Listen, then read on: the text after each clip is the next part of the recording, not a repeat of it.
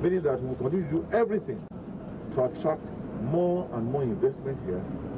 We do more and more for people to come and live, work and play in the state.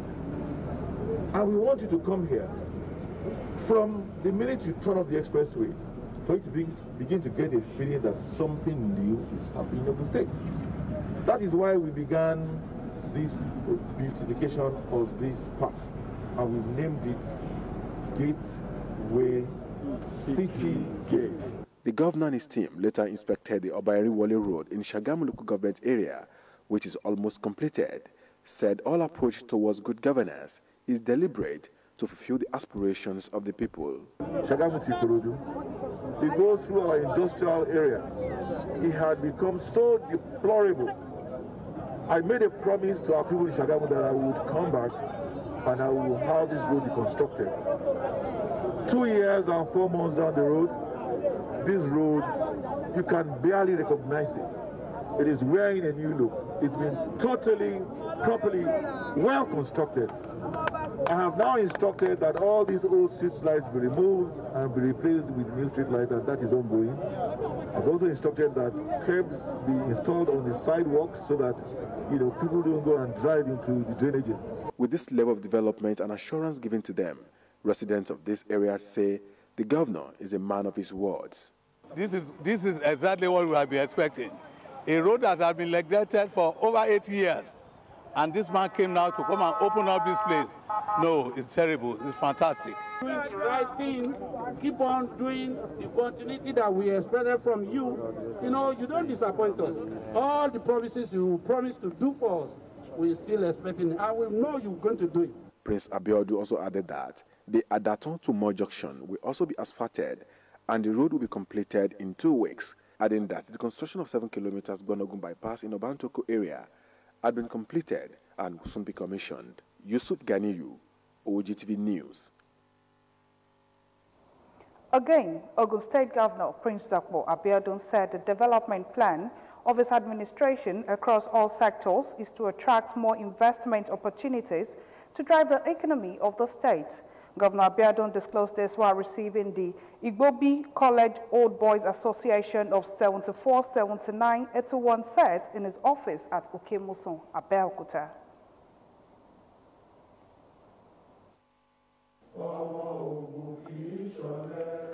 Ogun State Governor Prince Dr. Abiodun and members of the State Executive Council received the Igbobi College Old Boys Association of 74-79-81 set of the institution, who have come to identify with the current administration, particularly on its giant strides, which in 2.5 years has brought all-round development to every sectors in the state. While appreciating the old boys for their immense contributions to their alma mater, the governor stressed that the development of education sector cannot be left in the hands of government alone. It is very heartwarming and very commendable when old boys gather together like this every now and then, in memory of the times they shared when they were in school, and also in effort to join hands together to support their alma mater.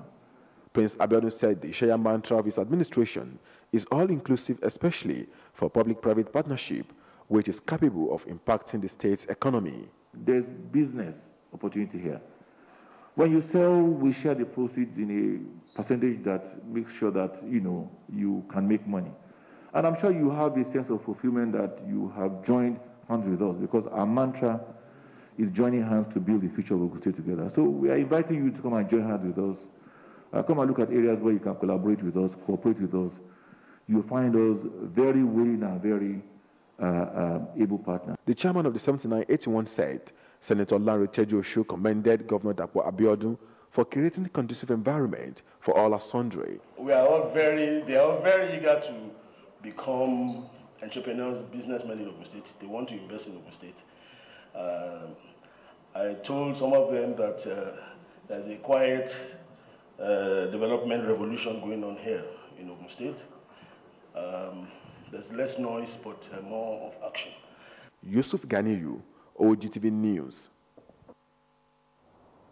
Still in Ogun State, the governor of Ogun State, Prince Dr. Abeokuta, will flag off the COVID-19 mass vaccination campaign in Ogun State tomorrow, Monday, 4th November 2021, at the Arcade Ground Governor's Office, Okemoson, Abeokuta. A statement by the SSG Ogun State, Mr. Tokumbo Talabi, says those who have not received their COVID-19 vaccine should endeavor to attend the campaign, which begins from 11 in the morning. The recent recommendation on the use of malaria vaccine among children in sub-Saharan Africa and other regions by the World Health Organization has received more commendations from medical practitioners. By this development, the world now has a powerful tool in the fight against malaria. Our reporter, Adebola Oshomoji, reports that WHO's recommendation on Wednesday, October 6, 2021, is based on results from ongoing pilot program in Ghana, Kenya, and Malawi that has covered more than 800,000 children since 2019. Our report.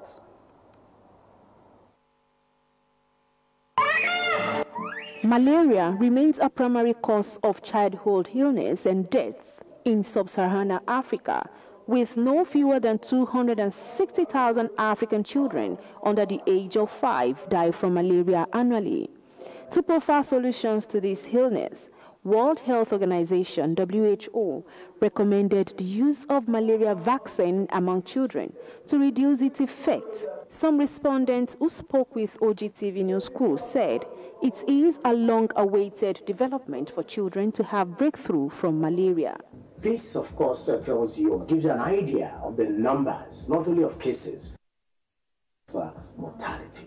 And we spend billions of dollars annually to eradicate it, to fight it, to prevent it, not only on drugs to fight malaria, but also in insecticide nets and all other efforts. When you look at the poverty level of most people, the condition they are living in, the environment they are living in, coming to the hospital becomes a very big problem for them.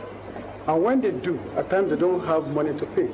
So when you now have something that will give you succor, in form of having a vaccine against malaria, you're going to solve a lot of health. Malaria is too cheap for us to die of malaria, but it's a common phenomenon. Why is it? Our unhealth, the unsanitation, environmental life, open drainage water. You know, what has prone us to evident in our that, and we have refused to eliminate it. Hence, a vaccination will now be step. Any research that will save mankind, that will bring to individual is welcomed, whether it is affordable, whether it is available, whether it is visible, but the fact that they are doing something about it is welcome. It is very, very much welcome, and whenever it is made available or introduced to Nigeria, efforts should be made to make sure that it gets to the primary healthcare centers, to the lowest grassroots level. Experts submitted that using this vaccine on top of existing tools to prevent malaria could save tens of thousands of young lives each year. Before, nobody is talking about mosquito nets. You know, now governments took it upon themselves distributing mosquito nets. I think when they look at the outcome, though maybe there has been a kind of reduction, but they still believe that something has to be done. I'm sure they must have done a lot of tests to make it safe for human consumption. And when it comes, I want to implore everybody that we should endeavor to have it. And this burden we are going to have in this country is going to reduce drastically. People should not let down their guard. The vaccine introduction does not replace the other preventive measures, like cutting of bushes, ensuring good surroundings, using mosquito bed nets, using insecticides or the mosquito repellent creams and all these things. They called on government at all levels to improve the healthcare institutions and sensitize people on the need for clean environment to eradicate mosquito breeds and achieve freedom from malaria among children in the country. Adebola Oshomuji, Ogtv News. Forum of the Nigerian Television Authority on the occasion of the station's 42nd anniversary at a public presentation of a book titled First Person Personal, My NTA Abeokuta Story, done at the Ogtv premises of the NTA Abeokuta. Ronke Adeyemi has more. The book launched at the NTA Abeokuta premises is anything but ordinary, as the retired staff of the station used the opportunity as a time of reunion. To this end, the Pioneer Forum of the Nigerian Television Authority, in celebration of its 42nd anniversary, had a public presentation of a book titled First Person Personal, My NTA Abeokuta Story. Unlike the usual memo or autobiography, retired journalists were each given a chapter to share the personal working experience at NTA Abeokuta, making of something unusual. The general manager, NTA Abeokuta, Mrs. Fumi Wakama, commended the Pioneer Forum about staying together over the years and creating this masterpiece. It is amazing that this number of people have kept themselves together, kept in touch for over 42 years, and today they've demonstrated to us that spirit of oneness, the camaraderie, the teamwork, which is what I'm taking away again today, which is what I've always emphasized at most management meetings. We cannot work in silos. The book reviewer, Professor Lai Osho, said it was such an honor to review the book of intellectuals, and it is a testimony that journalism is a work of creativity and persistence. The book is a testimony to the fact that people, in a collective manner and across class and status divides, make history. Institutions, as graphically related in this book, are built by the collective effort of all those involved.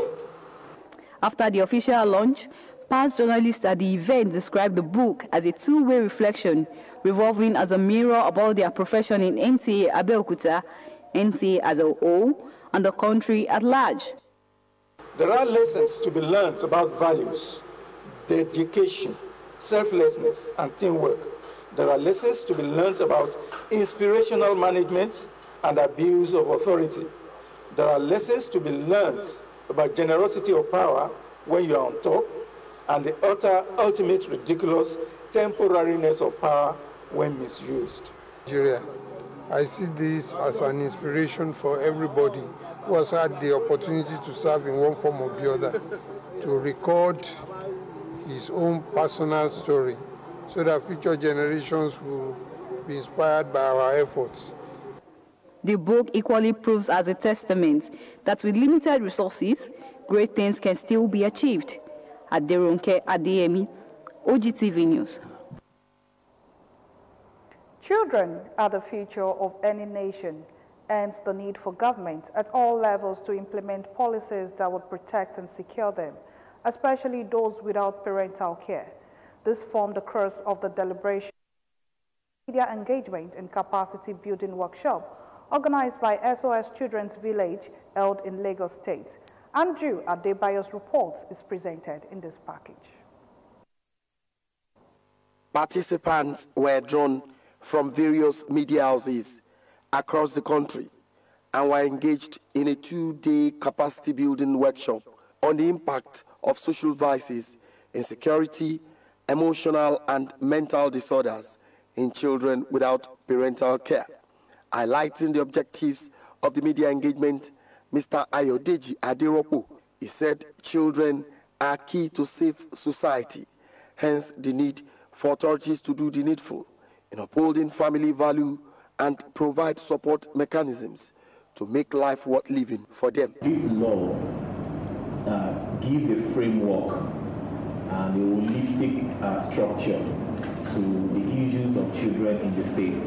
It looks into the various aspects that concerns children in terms of the rights of children, in terms of the duty bearers. What are the roles of government in providing certain amenities, services for children? It also looks at how children who are, like, a vulnerable population can be better cared for. Villages Nigeria, head of advocacy, Mr. Chinwoba Nzegwe, says that the organization focuses on alternative care for children without parents by providing family-like homes for them, family strengthening, and youth development. A just society, a peaceful society is dependent on a child who grows in a loving home, is dependent on a child who grows to become a contributing member of society. The society benefits when children are properly taken care of, because these children are the ones who grow to sit in high places. These children are the ones who grow to treat people when they are in hospitals. These children are the ones who grow, make up the nation and decide the fate of the nation. When you take care of a child, you take care of the nation. Founded in 1949 in Austria by Hermann Menier after the Second World War, SOS Children's Villages has presence in 136 countries of the world, but began operations in Nigeria in 1973, in Lagos, and has since spread to other parts of the country, like Ogun, Oyo, Edo, Kaduna, Plateau, and Abuja, with over 16,000 families already benefiting from the initiative. The two-day workshop was brought to a close with a tour of the SOS Children's Villages facility. President Muhammadu Buhari has departed Nigeria for Glasgow, Scotland, to attend the 26th Conference of Parties, COP26, to the United Nations Framework Convention on Climate Change. The president is scheduled to deliver his natural statement at the high-level segment for heads of state and government at the conference on Tuesday, November 2. President Buhari's address is expected to highlight Nigerians' key priorities and actions to tackle climate change, as well as progress on the country's transition to low-carbon economy consistent with achieving the Paris Climate Agreement. The conference, hosted by the United Kingdom in partnership with Italy, will bring parties together to help accelerate actions towards the Paris Agreement, as well as the UN Framework Convention on Climate Change.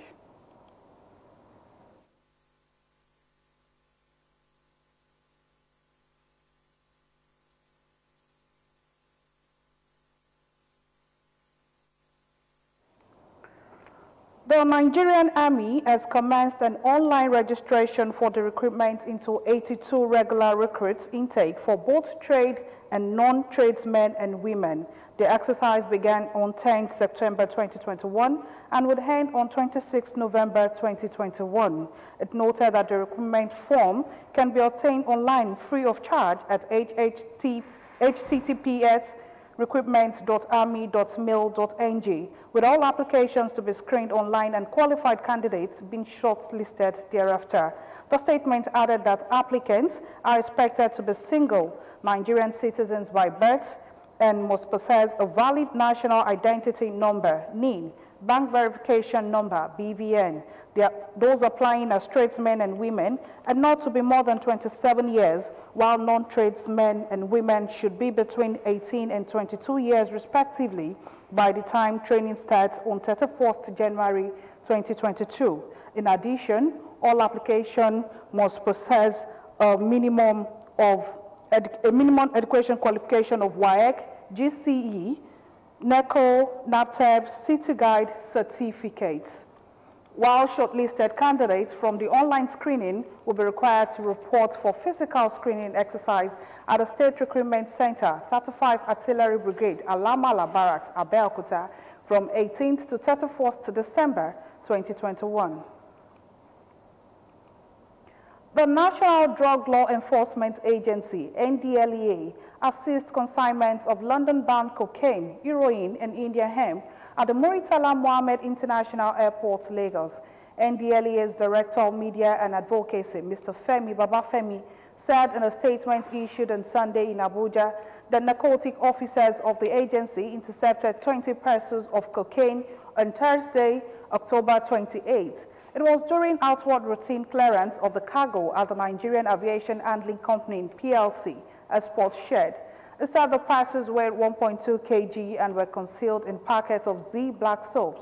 He added that 23 parcels of heroin weighing 1.4 kg, also concealed in packets of C black soap, and 39 parcels of 2.35 kg arms concealed in Duduosu black soap were also intercepted. And on the foreign scene, the leaders of the world's richest economies have agreed to pursue efforts to limit global warming with meaningful and effective action, but exactly how this will be achieved was not revealed in the leaders' communique at the G20 summit in Rome. Host nation Italy had hoped that firm targets would be before the COP26 summit in Glasgow, which has now begun. The G20 group, made up of 19 countries and the European Union, accounts for 80% of the world emissions. The communique or official statement released by the leaders also makes no reference to achieving net zero, which many countries have already pledged to do, and climate scientists say it's critical to avoiding a climate catastrophe. At least 9 people have been killed in a car bombing near an airport in Yemen temporal capital, Aden. Another 12 people were believed to have been injured in the explosion described as a terrorist bombing by Prime Minister Muin Abdulmalik Sahid. Eyewitnesses say women and children are among the casualties so far. No one has claimed responsibility. Local media notes the attack coincided with the arrival of Aden's former governor at the airport, although he is unhurt. The current governor was himself a target of the car bombing 3 weeks ago, which left another 6 people dead, local media reports. The recent bombing is the deadliest attack in the city since at least 22 people were killed at the same airport last December. In the world of sports, following the outstanding performance so far for the 2021-2022 season, Glasgow Ranger midfielder Joe Aribo has been deemed the 3rd best player of the Scottish Premiership. The Super Eagles player has enjoyed a strong start to the season in which he scored twice to help the Rangers stay top of the league table. According to Football Scotland sighting, the Nigerian international was the only Ranger listed among the top 10 players so far in the league. Meanwhile, Curtis Callum has been selected as the best player of the Premiership so far.